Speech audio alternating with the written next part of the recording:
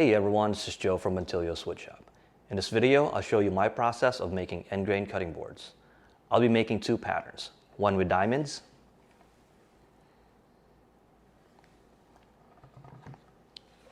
and two with chevrons. So let's get started.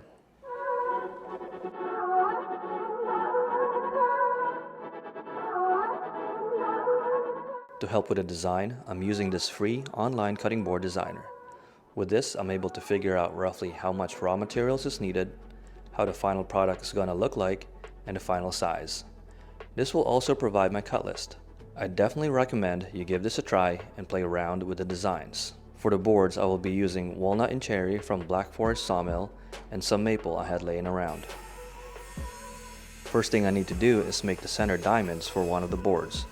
These were actually cutoffs from the Chevron board I made a few months ago. Off camera, I made very light passes on a joiner to sneak up and match the triangles. Glue up was pretty tough on this one. I had to redo it off camera to add cawls as it was sliding around. I'm gonna let this sit for a few hours and scrape off the excess glue. In the meantime, I started squaring off the lumber so I can rip them to 1 1/8 for the Chevron boards and 1 3/8 for the diamond board.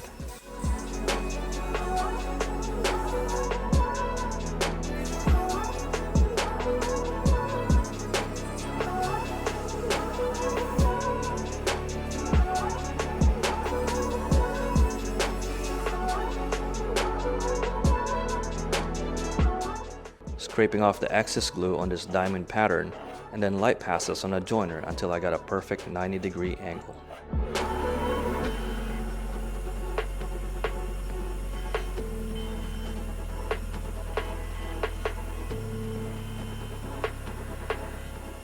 Here I'm using my caliper to transfer the depth to my Wixie digital readout, so I don't accidentally remove too much material with my planer.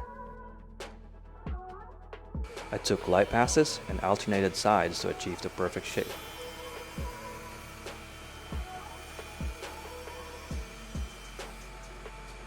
Now to construct the layout of our Chevron board. I marked the angles and numbered each stock as I wanted a specific grain pattern. This part is very crucial, and you will see why later in the video. I set the blade for my table saw to 60 degrees and ripped all the stock from my Chevron board.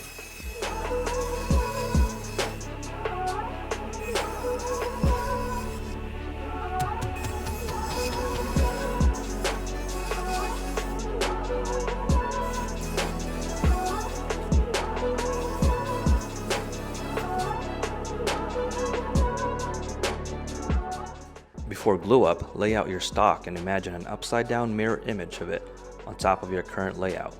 This is how you can purposely create book match patterns and will make your board stand out. Off camera, I did a dry run with my clamps so I can check my joints and make sure everything fits properly. I highly recommend using cawls, especially on glue ups with angled pieces like this one. You can use scraps, but I prefer using angled iron as it has a lower profile, which leaves plenty of space underneath for the clamps. Don't forget to use tape on your cawls so it doesn't stick or stain your project.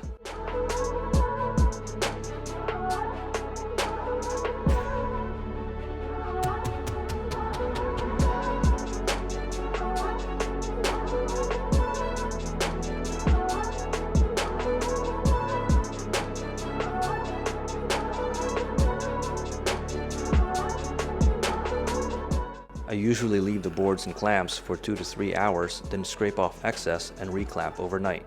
This makes glue cleanup a lot easier.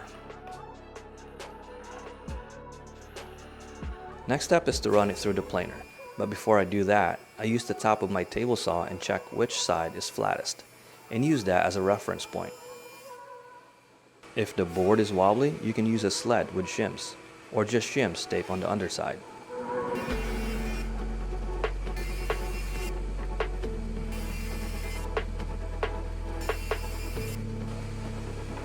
I set up a stop block to about 1.7 of an inch on my table saw sled and started cross-cutting the diamond board.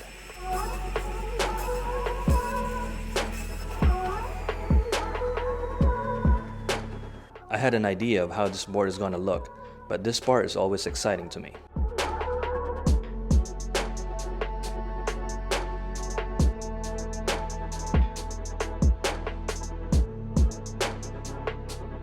Don't forget to clean up the wood fibers from cross-cutting.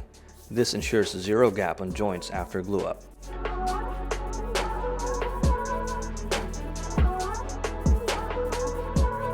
Another friendly reminder, do a dry run with your clamps and check the seams on your joints. This is one reason that makes Endgrain boards cost a lot more than face and Endgrain boards. It requires 2 glue-ups. Be liberal with your glue usage. Don't ruin hundreds of dollars by trying to save a few cents.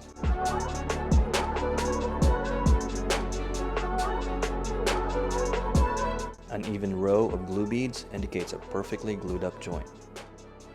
While the diamond board is drying, I started cross-cutting the Chevron board. Notice the extra piece of plywood I used as support next to my crosscut sled.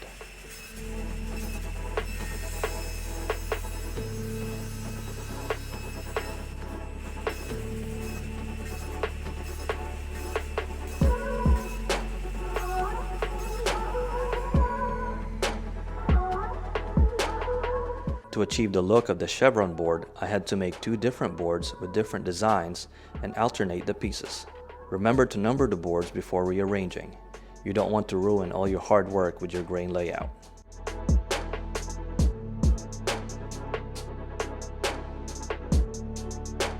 For the final glue up, I use my bar clamps to double as cauls. Place a decent amount of downward pressure as you're clamping. Alternate tightening each clamp starting from the middle until it's nice and snug.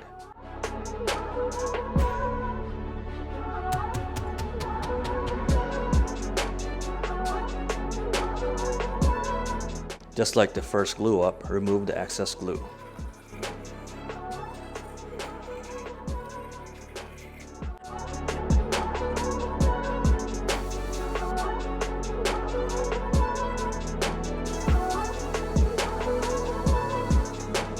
Again, I'm using the top of my table saw to find the flattest side so I can use that as my reference.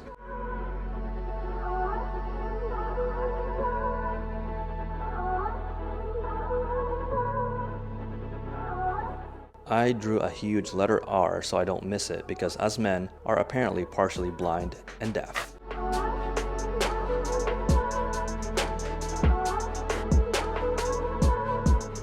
To hold the boards down on the router sled table, I'm adding double-sided tape on the flat side.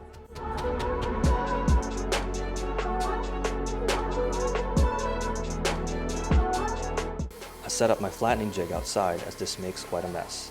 If you're interested in building your own router jig, check out the card above and I'll leave a link in the description as well.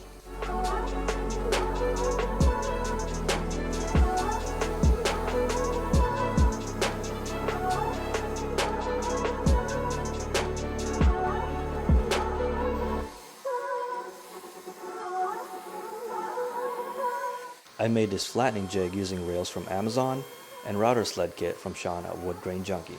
I'll leave a link down in the description below for all the items used. If you already have a router, parts for this sled cost around $250, much cheaper than a CNC or pre-made router sled kits. Next step is to straighten one side using my track saw and use that side against my table saw fence to square up the other side.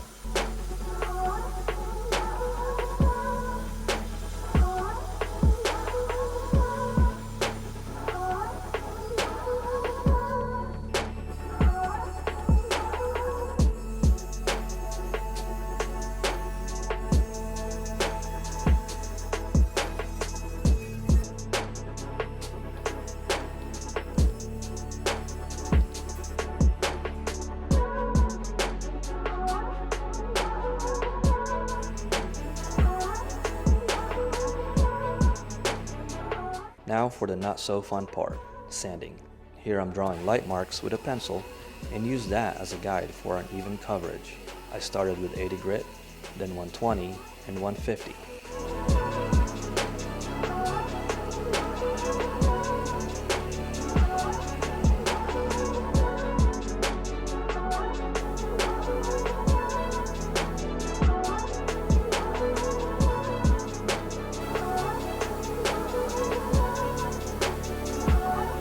Here I'm raising the grain for the first time and sanded using 180 grit after it dried. I raised the grain twice on my Endgrain boards. Routing edges on Endgrain boards are tricky, so take it slow. Make shallow passes and make sure you have a quality, sharp bit.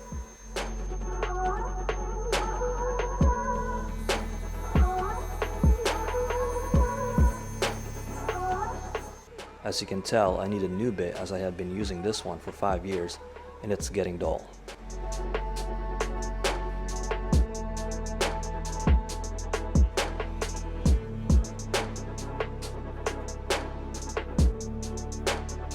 Here's my setup to cut grab handles. First, I'm using a square to center the bit and use the measuring tape to set up the stop blocks.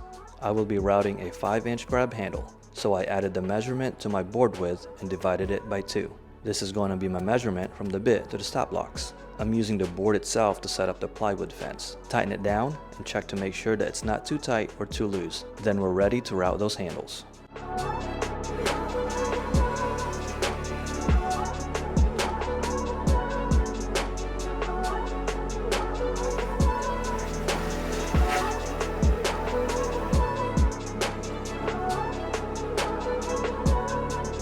Because I'm what some woodworkers call a cheater, I'll be using my CNC to cut juice screws. I tried doing this once by hand and yeah, that was one expensive Endgrain board destroyed.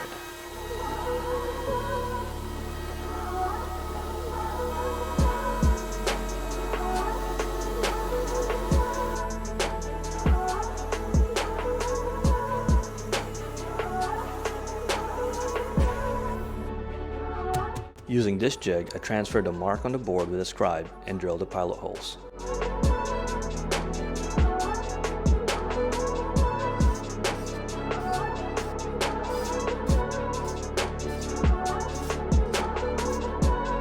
I raised the grain one more time off camera and started my final sanding.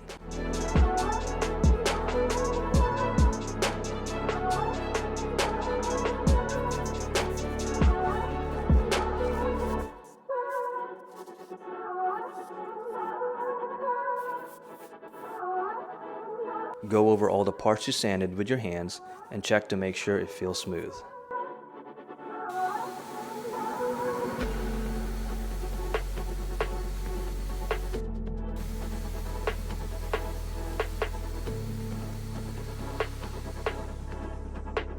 Now let's set the mood. I'm using food grade mineral oil. Enjoy and fast forward this video if your spouse walks in the room.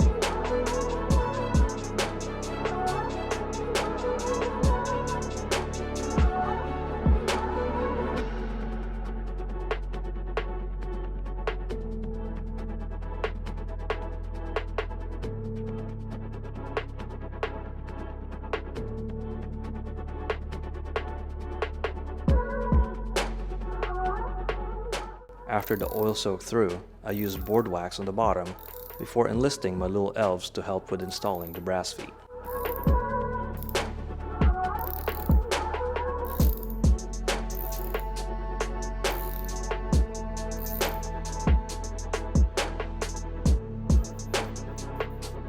I think they did a little more dancing on camera than helping out, but who cares?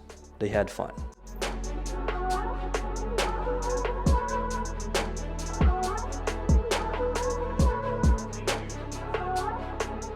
Now to finish the sides and the top with board wax.